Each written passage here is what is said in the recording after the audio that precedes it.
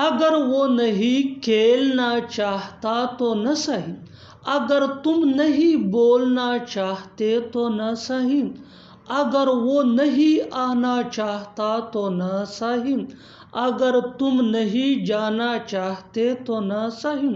ان جملوں کو غور سے دیکھو۔ ایسے جملے ہم اپنے ڈے ٹو ڈے لائف یعنی روزمرہ زندگی میں روز بولتے یا سنتے ہیں۔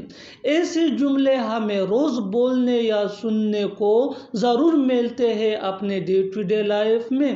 ان جملوں کے لیے انگلش کا یہ سٹرکچر ہے F plus subject plus don't یا ڈزنٹ۔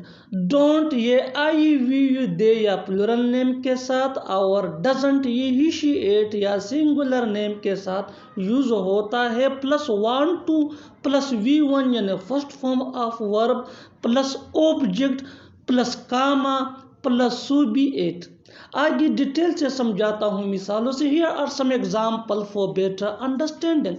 اگر وہ نہیں کھیلنا چاہتا تو نہ صحیح، if he doesn't want to play so be it، if he doesn't want to play so be it، اگر تم نہیں بولنا چاہتے تو نہ صحیح، if you don't want to speak so be it، if you don't want to speak so be it، اگر وہ نہیں آنا چاہتا تو نہ صحیح، if he doesn't want to come so be it، if he doesn't want to come so be it، اگر تم نہیں جانا چاہتے تو نہ صحیح، if you don't want to go so be it، if you don't want to come so be it۔ اور آخر میں یہ سینٹنس آپ کے لیے کامنٹ سیشن میں اس کا جواب ضرور دینا۔